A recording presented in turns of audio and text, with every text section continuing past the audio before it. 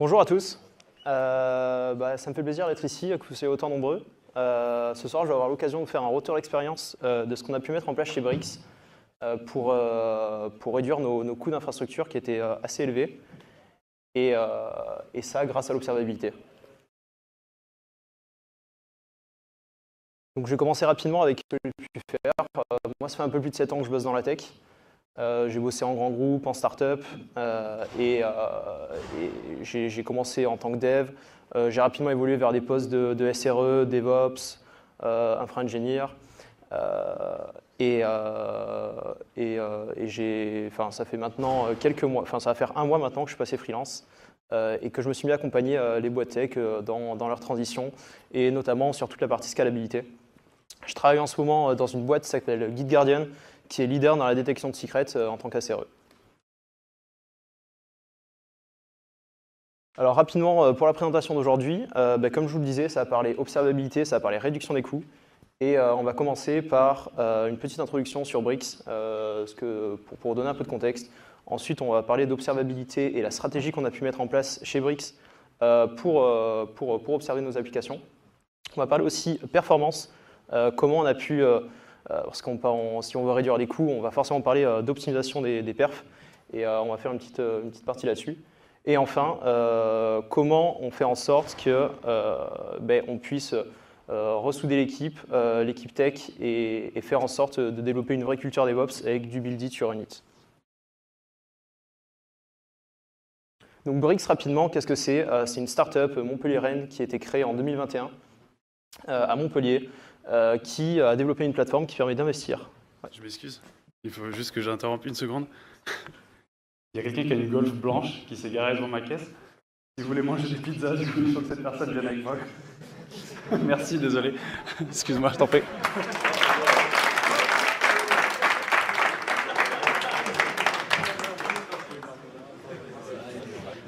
Du coup, je vais reprendre.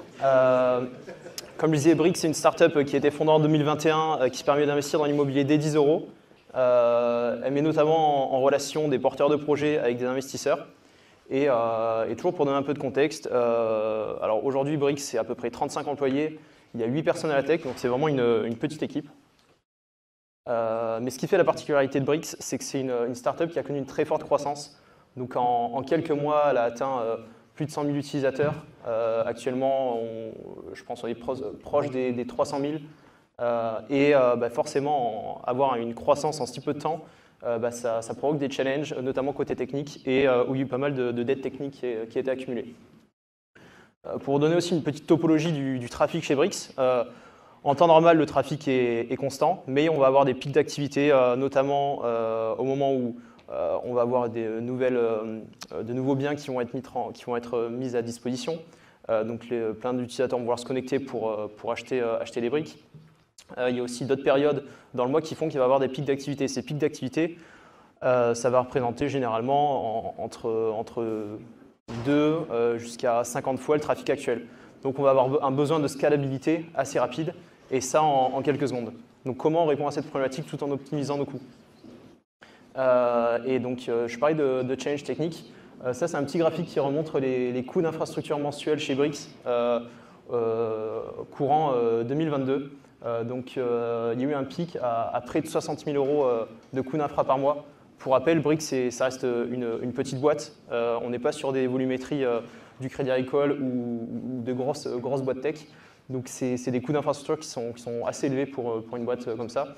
Le deuxième problème, c'est qu'il n'y a pas d'observabilité, en tout cas très peu, qui ne permet pas d'être assez proactif, de détecter les bugs. Et généralement, on est au courant des bugs quand ils arrivent directement, quand ils sont remontés par les utilisateurs. On a quand même des logs. Le problème avec les logs, c'est que ça ressemble à des lignes. C'est compliqué, elles étaient très compliquées à exploiter. Et au-delà de ça, malgré les coûts d'infra assez élevés, on a quand même des problématiques de performance à certains moments. Du coup, il faut arriver à résoudre ce problème-là.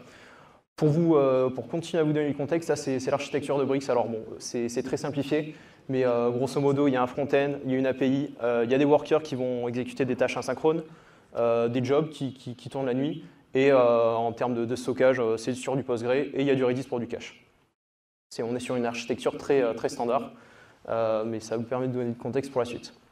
Donc maintenant, en termes de stratégie d'observabilité, qu'est-ce qu'on a mis en place? Alors, on s'est appuyé dans un premier temps sur la stack LGTM, donc maintenant vous savez exactement ce que c'est. Merci à mes collègues de tout à l'heure de l'avoir présenté. Mais en gros, on va pouvoir récupérer les données d'observabilité directement. Donc, quand je parle de données d'observabilité, je parle des logs, je parle des traces, je parle aussi de métriques, directement depuis le Grafana Agent qui va servir d'agent et qui va envoyer ces données vers du Prometheus, Mimir, du Loki et du Tempo. Et tout ça, ça va permettre d'être visualisé à travers Grafana. Du point de vue log, comment ça marche? Je disais tout à l'heure, Brix tourne sur du Kubernetes. Kubernetes, c'est plusieurs nodes. Donc chaque application est déployée sous forme de conteneurs. Les conteneurs vont loguer dans des fichiers qui seront accessibles depuis le node. Donc sur chaque node, on va installer un agent Grafana qui va être en capacité de récupérer ces fichiers de log, de les parser et les renvoyer vers Loki. Là, on va avoir la possibilité d'appliquer des changements avant de les envoyer à travers des pipelines d'agrégation. Et ensuite, ces logs vont être requêtés directement depuis Grafana. Et pour requêter ces logs, on va passer par un langage qui s'appelle le LogQL. C'est un langage qui est inspiré du PromQL pour ceux qui ont déjà fait du Prometheus. C'est assez simple quand on commence à l'utiliser, mais c'est vrai qu'au début, ce n'est pas forcément très attractif. Il y a 4 patterns de base vraiment au niveau du LogQL. Il y a la première manière, c'est d'effectuer du formatage à travers du parsing. Par exemple, récupérer les champs JSON, des champs, si le log est parsé en JSON ou en log format, on va pouvoir le récupérer de cette manière-là. La deuxième chose, c'est la capacité à filtrer. Donc, on va pouvoir filtrer à la fois sur des labels, mais aussi sur des champs qui ont pu être extraits des logs. Ça, c'est vachement bien, par exemple, si on souhaite par exemple, à récupérer seulement les logs dont la latence, seulement les logs HTTP dont la latence est supérieure à un temps spécifique. On va pouvoir aussi faire du formatting, si on veut afficher les données d'une certaine manière. Ça, c'est vachement intéressant. Et enfin, ça, c'est la fonctionnalité, on va pouvoir appliquer des agrégations sur ces logs-là. Pour vous donner un exemple, ça, c'est une requête LogQL qui va permettre de récupérer le P90 de requête HTTP et regrouper tout ça par URL. Donc la requête, là, elle est assez standard. Dans un premier temps, on va appliquer des filtres. Ensuite, on va pouvoir formater ça en JSON. Et on va extraire un champ, donc le champ response time, qui est un champ qui est déjà prédéfini dans notre application. Donc notre application va loguer ce champ-là. Donc on est obligé d'avoir ces données-là. On va parcourir ces logs sur des intervalles de 5 minutes. Et enfin, on va appliquer une fonction qui est le quanti-overtime, qui prend 2 paramètres. Le premier, c'est un chiffre. Donc là, 0,90, qui correspond à 90% des requêtes. Et là, on va être en capacité d'afficher le temps de réponse des requêtes. Et ça va permettre de passer de ce genre de log à ce type de graphe. Et ça, en termes d'expérience utilisateur, c'est beaucoup mieux parce qu'on est tout de suite en capacité de savoir ce qui se passe dans son application et on va pouvoir créer de super dashboards. La deuxième partie, ça va être le tracing. Donc on a parlé de logs. Les logs, c'est bien, ça permet de savoir ce qui se passe dans son application. Le tracing, ça nous permet de faire une étape de plus, c'est de comprendre pourquoi on a ça, comprendre les interactions avec les services. Et une manière d'implémenter le tracing, c'est avec OpenTelemetry. Donc OpenTelemetry va permettre de capturer les différents événements qui se passent lors d'une requête, lors de l'exécution d'une requête. Par exemple, savoir si si tel service va être touché, comprendre exactement le temps que va prendre chaque action. Donc il y a beaucoup d'instrumentation qui permettent d'automatiser tout ça.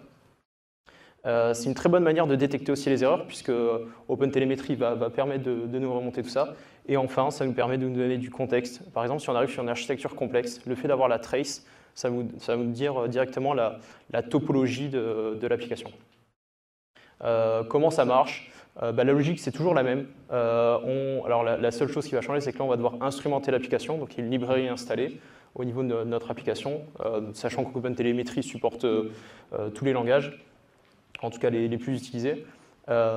Cet exporteur, lorsque l'application va être utilisée, va générer des traces qui vont être envoyées à un agent. Là, dans ce cas, c'est toujours l'agent Grafana qui supporte l'OpenTelemetry Collector. Cet agent Grafana va ensuite renvoyer ces traces vers du Tempo pour que Grafana puisse les requêter. Et derrière, on va pouvoir, directement depuis Grafana, avoir ce genre de trace. Donc là, on est en capacité directement de détecter ce qui se passe quand on accède, quand on fait une certaine action. En termes de code, comment ça se traduit? On peut mettre en place de l'auto-instrumentation. Donc il y a une librairie installée. Donc là, c'est le cas d'OpenTelemetry. Il y a d'autres librairies qui existent. Et ce qui est bien, c'est que, ce que je disais tout à l'heure, il y a de l'auto-instrumentation. Donc on va pouvoir instrumenter automatiquement son application sans avoir besoin de faire trop de code. Il y a aussi la possibilité de créer soi-même ses propres instrumentations, ce qui va permettre, par exemple, d'aller faire du tracing sur du code métier pour savoir, par exemple, cette fonction, combien de temps elle prend à s'exécuter. Une autre partie, et ça c'est super pratique, c'est de faire la corrélation entre les traces et les logs. Donc tout à l'heure on avait les logs, mais ce qui est un use case qui est vachement intéressant, c'est comment on fait pour avoir la trace complète de ce qui se passe. Et là directement, alors là c'est le cas de Grafana, mais c'est aussi, on a la possibilité de faire ça avec d'autres outils. On va pouvoir récupérer la trace ID et ensuite la visualiser, et ça juste à côté des logs. Donc l'expérience de troubleshooting est vraiment améliorée. Donc on a parlé de log, on a parlé de trace, mais il reste aussi, donc là on est vraiment sur le monitoring de l'application, et il y a un dernier aspect, c'est le monitoring de l'infrastructure qu'il y a derrière. Puisque c'est bien de savoir qu'il y a des bugs, mais derrière, pour réduire les coûts, on a besoin de réduire la taille de notre infra. Et on ne va pas réduire la taille de notre infra comme ça, on a besoin de monitorer ce qui se passe, et ça on peut le faire avec le monitoring de l'infra. Une très bonne manière de monitorer son infrastructure, c'est de passer par des métriques. Aujourd'hui, il y a plein pour vous donner quelques exemples de métriques, on va pouvoir monitorer la CPU, la RAM, le load average, le disque I/O, la latence réseau. Tout ça, ça va nous permettre de savoir si notre système est en bonne santé. Et aujourd'hui, il y a plusieurs manières de monitorer tout ça. Une manière assez simple de le faire, c'est d'utiliser des exporteurs Prometheus. J'en parle juste après. Donc, en termes d'archi, toujours de la même manière, hein, il y a le Grafana agent qui est au milieu. Et là, on va introduire quelque chose de plus spécifique, ça va être le Prometheus Exporter. Donc, un exporteur Prometheus, ça peut être utilisé dans différents cas d'utilisation. Un cas d'utilisation, ce serait, supposons on souhaite monitorer une machine Linux. On va avoir la RAM, la CPU et des milliers de métriques. Il y a des milliers de métriques qui existent. Il y a un exporteur qui s'appelle le Node Exporter qu'on va installer sur une machine. Et cette machine, et ensuite ce Node Exporter va exposer une métrique, une liste de métriques qui vont pouvoir être récupérées par l'agent Grafana. Il y a un autre exporteur qui existe qui s'appelle le Postgre Exporter, qui lui va permettre de se connecter à une instance Postgre, d'aller la requêter et de récupérer des stats, par exemple sur la performance des requêtes, le nombre de fois qu'une requête est exécutée. Et ça, derrière, ça permet d'avoir beaucoup d'insights pour optimiser nos applications.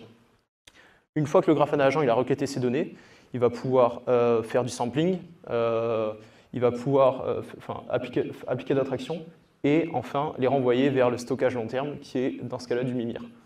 Et encore une fois, c'est Grafana qui va permettre d'aller requêter tout ça. Donc vous l'aurez compris, Mimir, Loki, Tempo sont des data sources de Grafana, et on va pouvoir récupérer tout ça. Donc pour vous donner des cas d'utilisation, pour être très concret, si on parle de monitoring, on va se dire comment on fait pour monitorer un cluster Kubernetes par exemple. Là, je vous donne quelques exemples d'exporteurs. Donc Node Exporter, j'en ai parlé juste avant, pour récupérer les métriques qui sont propres au node du cluster. On va aussi avoir CAdvisor. Donc CAdvisor, c'est l'équivalent de Node Exporter, mais cette fois-ci pour collecter les métriques au niveau des conteneurs. Donc c'est intéressant, par exemple, pour savoir, j'ai plein d'applications qui tombent sur mon cluster, mais j'ai envie de savoir quelle application consomme beaucoup de données, beaucoup de data, beaucoup de CPU. Ça, on va pouvoir le voir à travers CAdvisor.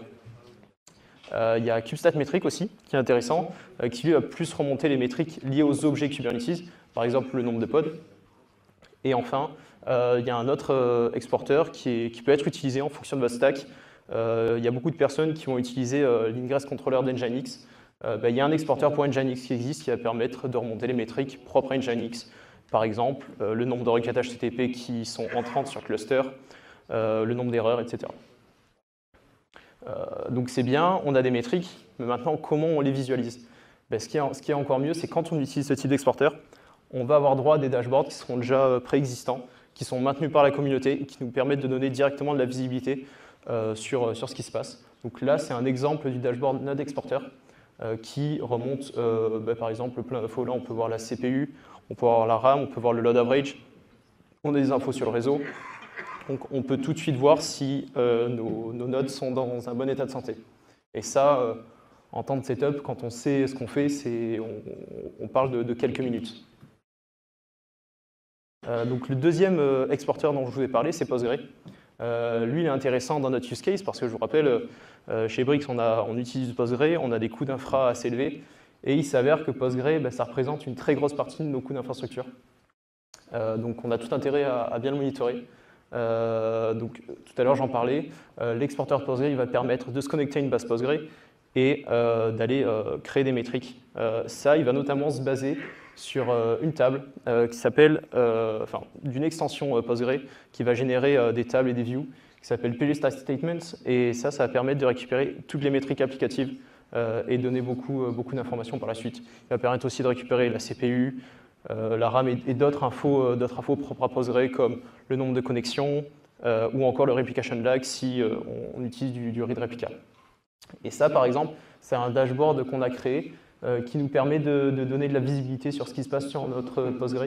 Donc là, on va avoir par exemple le nombre de requêtes ou le temps que prend une requête ou la quantité estimée de CPU que va prendre une requête sur notre Postgre.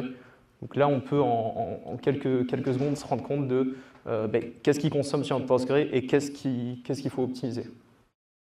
Donc quelques tips côté observabilité. Le premier, ça va être on a des traces, on a des logs. Ça coûte cher à stocker, surtout si on veut les garder longtemps. Donc un tip, ça va être de générer des métriques à partir de ces logs pour avoir du stockage long terme, à des fins de statistiques, bien sûr. Un deuxième aspect, ça va être de construire les dashboards sur des métriques. Alors quand on n'a pas beaucoup de données, on peut construire des dashboards à partir de logs, c'est ce qu'on a fait chez Brix. Mais si on veut avoir une rétention assez longue, déjà ça va coûter cher de stocker les logs. Et le deuxième problème, ça va être en termes de performance. Loki, ce n'est pas un Elasticsearch, ça coûte moins cher, mais ce n'est pas fait pour faire l'analytics. Et donc si on commence à faire plein de requêtes sur du Loki, sur des intervalles de temps élevés, en termes de perf, ce n'est pas trop ça. Un autre tip, c'est d'utiliser plusieurs types de dashboards. Il y a deux types de dashboards que je vais vous présenter après, qui sont le RAID et le Use, pour vous aider à monitorer vos applications. Et enfin, Maxime et on a parlé tout à l'heure, ça va être définir des SLO et des SLI. Par exemple, si on donne un exemple de SLI, c'est le nombre de requêtes qui prennent moins de 1 seconde à s'exécuter. Ça va être un SLI.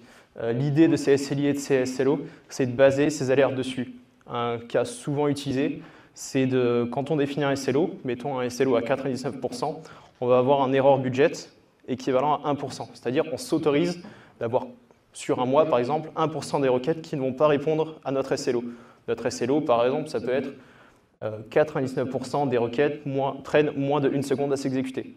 Donc on s'autorise qu'il y ait 1% des requêtes qui prennent plus de 1 seconde à s'exécuter. Et on va pouvoir, par exemple, créer une alerte sur une autre notion qui va être le burn rate, c'est-à-dire si on se rend compte que notre budget est consommé trop rapidement, on va lever une alerte. Ça, c'est une bonne manière de créer des alertes, parce que si on crée des alertes dans tous les sens, après, ça sonne à chaque fois et c'est compliqué à maintenir. Et on ne sait plus trop quoi regarder. Donc, je vous ai parlé de deux méthodologies pour créer des dashboards qui sont assez intéressantes. La première, c'est la méthodologie RAID, RAID pour Rate Error Duration, qui va permettre de définir, enfin en tout cas trouver les symptômes qu'il pourrait y avoir dans notre application. Et ça, c'est très orienté black box et c'est customer facing. Alors, ça permet en un coup d'œil de savoir si notre application elle fonctionne bien, s'il y a des erreurs ou si ça prend du temps. Un deuxième type d'utilisation, c'est la méthodologie use pour Utilization Saturation Error. Ça, c'est bien parce que grâce au RAID, on a couvert les symptômes, mais là, on aimerait bien trouver la root cause de l'erreur. Et souvent, par exemple, si on a des temps de latence qui commencent à être élevés, donc ça serait un symptôme, une des raisons possibles, c'est qu'on a la saturation du node sur lequel tourne notre application qui derrière commence à être saturé. Et donc là, on est plus sur des métriques système qui vont nous donner la root cause du problème. Donc là, j'ai pas mal parlé d'observabilité. Donc ça, c'est tout ce qu'on a pu mettre en place. Maintenant, on est enfin équipé pour commencer à réduire nos coûts. Donc la première optimisation à faire, c'est au niveau de Postgre. Comme je disais, Postgre, ça représente une grande partie de nos coûts. On est à peu près à 80% de nos coûts d'infrastructure. Et du coup, on a utilisé le Postgre Exporter pour récupérer toutes les métriques et ensuite faire mieux comprendre ce qui se passe dans notre application. Quelque chose qui est vraiment important quand on souhaite optimiser ses coûts et optimiser son application, c'est de comprendre ce qui se passe au niveau application, et c'est pour ça que ça fait partie du rôle de l'équipe qui va contribuer à un produit, de comprendre comment ça marche. Et donc il faut bien comprendre la business logic qui se cache derrière le code métier, et pas hésiter à aller challenger ce qui se passe, parce que bon, il y a plein de manières d'avoir un résultat spécifique, et là on va pouvoir le voir directement. On va pouvoir adapter les requêtes en fonction de ce qu'on souhaite avoir. Donc il y a plusieurs choses qu'on peut optimiser au niveau de Postgre. La première chose, ça c'est un truc qu'on n'avait pas chez Brix quand je suis arrivé, c'est d'avoir un connection pooler. Qu'est-ce que c'est un connection pooler? C'est quelque chose qui va s'interfacer entre le client et le serveur Postgre, et qui va permettre de gérer les connexions. Pourquoi on fait ça? Parce que créer une connexion à Postgre, ça coûte très cher en termes de CPU. Et imaginez-vous 10 000 personnes qui se connectent sur la plateforme au même moment, ça va générer plein de créations de connexions. Et donc ça crée un gros pic de CPU en l'espace de quelques secondes. Donc la saturation est directement là. Le fait de mettre en place un PG Bouncer, par exemple, ça va permettre d'atténuer énormément ça. Il y a plusieurs manières de configurer le PG Bouncer, mais il y a une configuration qu'on peut faire directement côté client au niveau de la librairie et aussi au niveau du serveur. Donc c'est recommandé en fonction du use case de bien paramétrer les deux pour optimiser vos performances. Enfin, comme je disais, le but d'un connection pooler, ça va être de réduire au maximum le nombre de connexions sur un même moment. Un deuxième aspect, ça va être d'optimiser les requêtes, nos requêtes SQL. Donc il y a une commande très simple, je ne sais pas si vous l'avez tous utilisée, qui s'appelle explain analyze, qui va permettre de comprendre la performance d'une requête. Donc typiquement, ça vous permet d'identifier si on a un index qui a été utilisé ou non. Et donc derrière, on va pouvoir comprendre pourquoi notre requête elle prend du temps à s'exécuter, ou alors si elle est coûteuse. Le deuxième aspect, ça va être d'optimiser son schéma de données. Et je le mets vraiment en deuxième aspect avant la création d'index, parce que si on a la possibilité de faire évoluer son schéma de données, c'est la première des choses à faire, parce que c'est ça qui va résoudre la root cause. Une autre manière, ça va être de créer des index, mais pas n'importe où. C'est très important de créer des index seulement sur les champs où on va aller chercher des données, typiquement sur les closeware, sur des joins, puisque créer un index, c'est un avantage en termes de lecture, mais il y a quand même le revers de la médaille, c'est-à-dire qu'on duplique des données, donc dès qu'on va faire du insert ou du delete ou du update, on va augmenter les temps. Une autre manière aussi d'optimiser nos requêtes, ça va être de passer par des vues matérialisées. Encore une fois, tout dépend de vos use cases.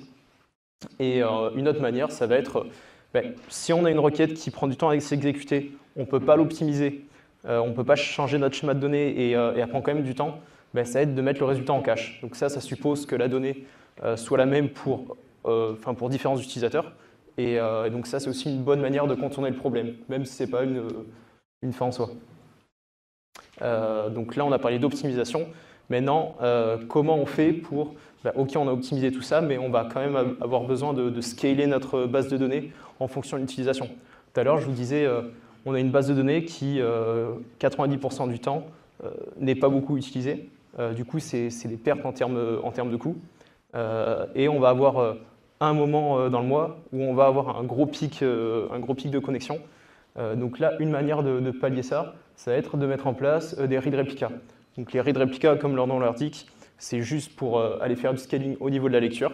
Donc ça ne va pas permettre de répondre aux problématiques d'écriture d'écriture.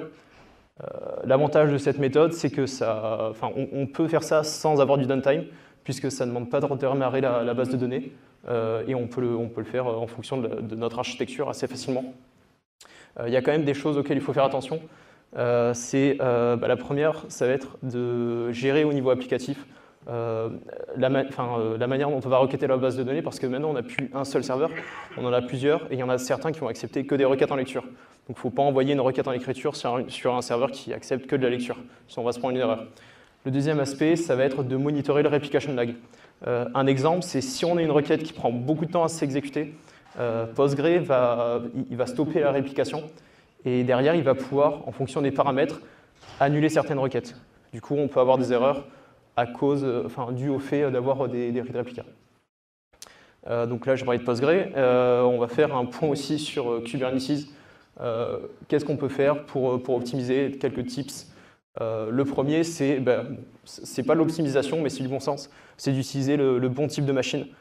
Si par exemple, vous avez un service qui va consommer beaucoup de CPU et qui n'a pas un besoin en RAM assez important, si vous êtes sur le cloud, vous allez privilégier des VM qui vont avoir une CPU puissante et peu de RAM.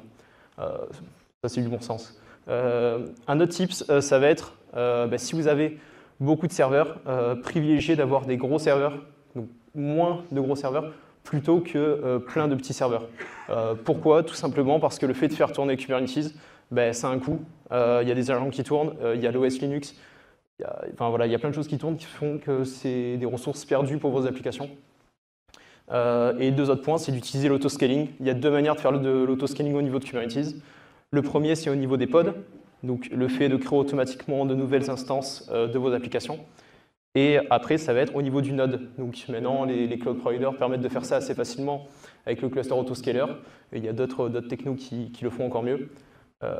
Et ça va permettre de provisionner automatiquement de nouveaux nodes sans que vous ayez besoin de faire quoi que ce soit. Ça, par contre, ça nécessite de configurer des requests au niveau de la configuration. Et je vais insister sur un point. Ne configurez pas de CPU limits sur vos applications, sauf si vous savez exactement ce que vous faites dans des problématiques de multi-tenant. Mais si vous êtes sur une application dont vos utilisateurs sont... par exemple, chez Brix, on n'a pas configuré de CPU limits, puisque là, j'ai mis un schéma qui décrit assez bien la situation. Le fait de définir une CPU request et de ne pas définir de CPU limit, on va pouvoir garantir un certain niveau au niveau de notre application. Par exemple, on sait que cette application elle a besoin d'un CPU pour bien fonctionner, mais on ne va pas la limiter, c'est-à-dire qu'il va y avoir des moments où cette application ne va pas utiliser un CPU. Si je mets une limite à un CPU quelque part, et qu'il y a une grosse saturation à un moment donné, le problème c'est qu'on ne va pas pouvoir profiter de l'excédent de CPU qu'il pourrait y avoir à côté, et du coup on se serait limité soi-même. Donc une des bonnes pratiques, c'est pas de définir de CPU limite. Là je parle bien de CPU, je ne parle pas de RAM, là c'est une autre histoire pour la RAM. Un autre point qui est aussi intéressant quand on fait de l'autoscaling sur Kubernetes, c'est de définir des probes. Un qui est particulièrement intéressant si votre application met du temps à démarrer, c'est le startup probe, c'est-à-dire qu'on va requêter un endpoint et tant que cet endpoint ne répond pas de manière positive, on continue pas on renvoie pas le trafic vers cette nouvelle instance. Ça permet d'éviter des erreurs quand on fait des montées de version, dès qu'il y a un rollout de l'application. Donc, on a parlé d'observabilité, on a parlé d'optimisation. Donc, on a supposé qu'on a fait des optimisations, qu'on a réduit la taille de nos serveurs. Maintenant, on a quand même envie de savoir comment ça va se passer. Donc, soit on peut se dire, on envoie tout le trafic, on envoie ça en production sans faire de tests, mais on peut aussi faire des tests de performance. Donc, ça a un certain coût, mais en fonction des types de tests qu'on fait, on peut le faire de manière assez simple. Donc là, par exemple, c'est un outil qui s'appelle K6, qui fait maintenant partie de la stack de Grafana, qui va permettre de simuler très facilement à travers une CLI des load tests. Pour vous donner un ordre d'idée, sur une machine avec 8 cœurs, on arrivait à générer plus de 5000 requêtes par seconde, ce qui était largement suffisant pour nous. Donc en termes de perf, c'est assez puissant. Et typiquement, chez Brix, on l'a fait pour simuler tout le trafic en lecture, pour savoir si les optimisations qu'on faisait, ça permettait vraiment, ça avait un impact. Et ça nous permet d'avoir aussi un retour instantané sur les optimisations qu'on faisait. Donc c'est bien, là on a mis en place de l'observabilité, on a pu optimiser nos coûts. Donc là, pour redonner un ordre d'idée, on était à enfin, on était abandonné à 60 000. Bon, on a fait des optimisations qui n'étaient pas vraiment des optimisations techniques, mais qui étaient du bon sens. On était redescendu à 30 000 € par mois. Là, avec toutes les optimisations côté Postgre et à d'autres endroits, on a pu descendre à 3 000 € d'économie par mois. Donc, on a divisé par 10 nos coûts. Le problème, c'est que bon, ça marche bien, mais ça, c'est un SRE qui gère tout ça. L'équipe de dev, c'est pas trop approprié. L'ensemble des outils, c'est assez compliqué parce que la stack LGTM, elle est très puissante. On peut faire plein de choses avec. Le problème, c'est que ça nécessite une certaine expertise déjà pour tout configurer, pour le maintenir. Et il y a quand même aussi une courbe d'apprentissage. Je vous ai montré, il y a plusieurs langages différents à apprendre pour aller requêter les logs, les traces, les métriques. Et ça, c'est pas toujours facile pour un développeur d'aller faire ça. Du coup, la conclusion un peu de ça, c'est que l'adoption pour les développeurs a été assez compliquée. Du coup, on a fait deux choix. Le premier, c'est que on a réduit nos coûts. Du coup, on a une infra qui est redevenue simple. On n'a plus besoin de Kubernetes. On se dit, on va enlever de la complexité, on va migrer vers quelque chose de plus adapté, qui va être plus développeur-friendly. Donc là, on est sur une plateforme SaaS qui s'appelle Heroku, qui permet de faire à peu près ce que fait du Kubernetes, mais en étant complètement managé et sans avoir toute la complexité d'un Kubernetes. Je dis bien ce que fait Kubernetes par rapport au use case de Brix, qui était assez simple. C'est pas pour rien qu'il y a du Kubernetes dans des systèmes plus complexes. Et le deuxième point, ça a été de migrer la stack d'observabilité vers du Datadog. Pourquoi du Datadog? Je vais vous l'expliquer juste maintenant. La première chose, c'est beaucoup plus simple à setup. Il n'y a qu'un seul agent et toute la configuration peut se faire directement depuis Datadog lui-même. Donc il y a moins de configuration à setup. La grande différence qu'il va y avoir avec un Grafana, c'est que Grafana est très permissif. Donc c'est très puissant, c'est sa puissance. Il va pouvoir se connecter à plein de sources de données différentes. Le problème, c'est qu'on doit tout faire soi-même, même s'il y a beaucoup d'intégration. Là où un Datadog, il va nous dire exactement ce qu'il faut faire. Donc pour un développeur qui a besoin de troubleshooter son application, ça va être vraiment très très bien. C'est très user-friendly. La partie recherche de log et toute la partie APM, donc toute la partie tracing, est vraiment super bien pensée. Et l'UX pour le troubleshooting est vraiment top. Il y a un point, par exemple, sur lequel j'ai pas mal cherché sur Grafana sur comment le faire, et en fait, c'était pas vraiment possible. C'est quand on est sur un graphe, qu'on a des logs, on a un pic d'erreur, donc là, on a plein d'erreurs, on a envie de savoir ce qui s'est passé en termes d'erreurs. Donc, il y a plusieurs possibilités de le faire sur Grafana. Soit on a un deuxième dashboard qui nous montre les logs d'erreurs à côté, mais du coup, ça met plus d'espace. Et ce que j'aurais aimé vouloir faire, c'est je clique sur mon pic et j'affiche directement les logs associés. Ça, on ne peut pas le faire directement. On peut le faire indirectement, mais ça demande de passer par d'autres onglets. Et pour un développeur, ce n'est pas forcément très intuitif. Datadog permet de faire ça de manière built-in dans la même interface sans changer de fenêtre. Donc ça, c'est un exemple concret. En termes de résultats, on arrive à retrouver, là par exemple c'est un dashboard RAID qui va permettre de définir le nombre de requêtes, le temps de latence sur nos applications et le nombre d'erreurs. Donc on peut voir assez facilement s'il y a des soucis dans l'application. Ça c'est un board qui a été construit non pas à partir de logs, mais directement appuyé les infos de l'APM. L'APM, je rappelle, c'est ce qui est utilisé, c'est composé à partir des traces. Et là, on a réussi à monitorer pas un de nos services, mais un service externe qu'on utilise qui est notre prestataire de paiement. On a besoin de savoir le temps que prenait nos requêtes vers eux. Et donc là, on a toute une stack prête à l'emploi pour le monitorer. Et ça, juste en installant l'agent Datadog, une des librairies de Datadog, en faisant quelques changements de modification et en créant les graphes. Mais voilà, on peut faire tout ça assez facilement. Du coup, ça donne beaucoup de visibilité sur ce qui se passe. Et là, j'ai fait une petite vidéo pour vous montrer ce que ça représente. Donc là, je vais vous présenter le cas de tout à l'heure. J'ai un pic, donc j'ai envie de voir ce qui se passe. Et là, directement, ça m'ouvre un board. Donc là, j'ai une log qui est associée. Et directement depuis la log, je vais pouvoir accéder à la trace. Donc là, juste cliquer, j'ai accès à une trace. Et je peux voir exactement ce qui prend du temps. Donc je peux ouvrir la trace pour avoir plus de détails. Et là, par exemple, on va voir qu'il y a un service qui est en erreur. Et on peut arriver sur le log associé.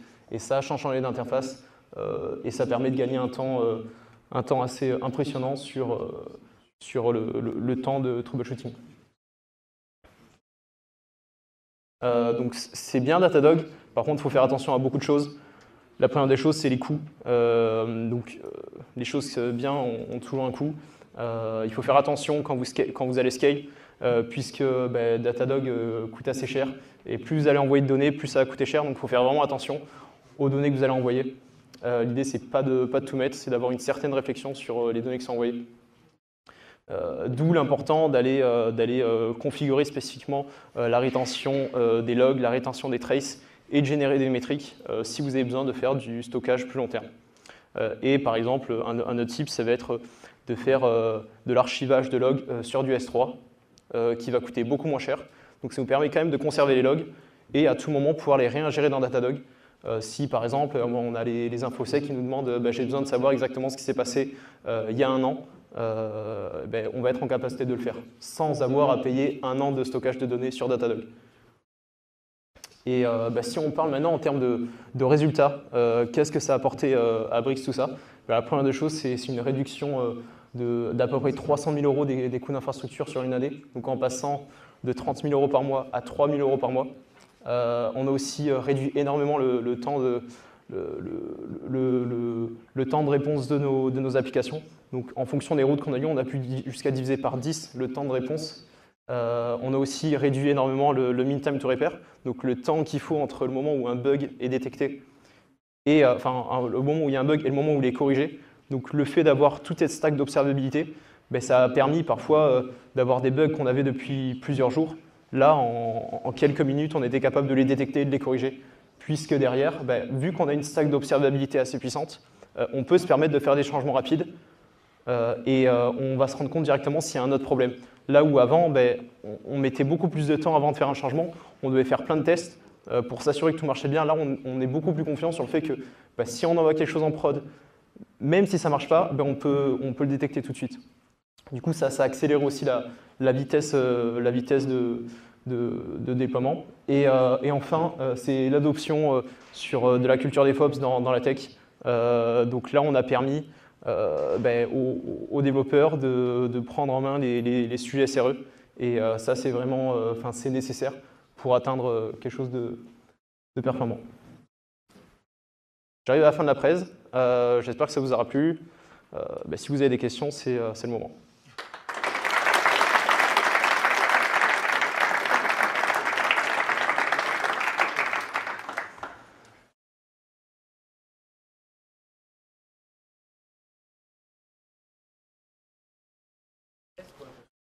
La question, c'est quoi Heroku? Heroku, c'est une plateforme SaaS qui va permettre d'héberger ton application. Tu payes un service, mais c'est géré par Heroku. Alors, ça tourne sur du AWS, mais ça évite d'avoir des gens qui vont gérer l'infra, par exemple, d'avoir un SRE dans ton équipe pour le faire. Oui, pour toi, oui. Derrière, il y a des serveurs, mais oui, c'est pour toi, oui.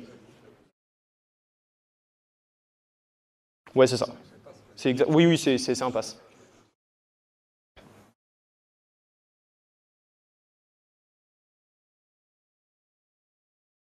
Ouais. Du coup, vous aviez une infra sur Kubernetes. Oui. Et pourquoi simplifier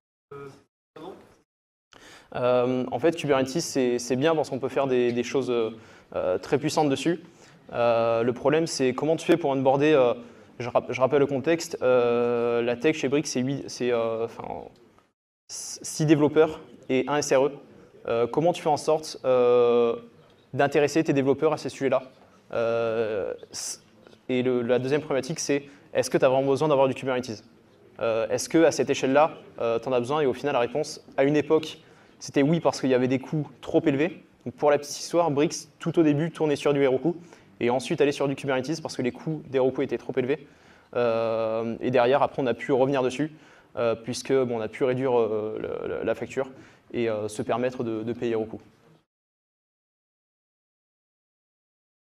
Ouais. Moi, ce qui m'importe en tant que pouvoir traquer mes utilisateurs, enfin, on a parlé des Spine ID.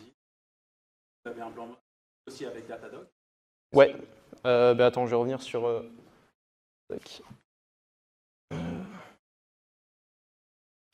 Ça va bien.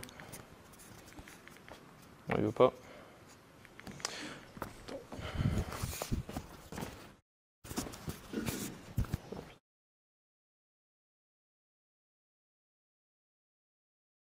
Donc ça, c'est un graphe, c'est un dashboard qui nous permet de monitorer le nombre d'utilisateurs. Alors, on n'est pas sur le nombre d'utilisateurs exact, on va être plus sur les requêtes. Oui, pour revenir sur le nombre d'utilisateurs, non, Datadog, on peut l'avoir indirectement parce qu'il y a le monitoring du front-end qui nous permet de remonter des infos sur les utilisateurs. À ma connaissance, quand j'y étais, on ne l'avait pas fait. On avait d'autres outils pour le monitorer ça. On passait surtout, c'était plus côté grosse, côté marketing. Mais il y a avec du Google Analytics, avec du Customer IO, on était en capacité de monitorer tout ça. Mais ce n'était pas Datadog directement.